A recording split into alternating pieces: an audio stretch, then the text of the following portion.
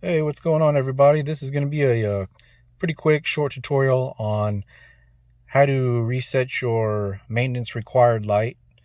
Say after an oil change or something and you need to set it back to 0 miles. Um, on a 2018 Toyota RAV4 with a push start button. I did see some other videos online that dealt with key ignition start, but again, this one is with the push start.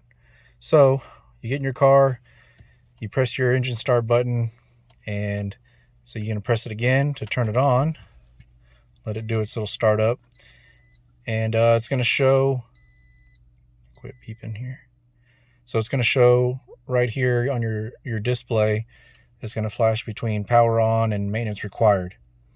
It's pretty simple. So you're going to click this little button right here with the arrow, and it's going to take you to the little temperature outside. You're going to press it again. Then you're going to use the left arrow. Takes you to your radio, takes you to your compass, takes you to your info, and then one more time takes you to your vehicle settings. So once you get to there, you're going to click this center button. Oops, let me do it again. Took too long.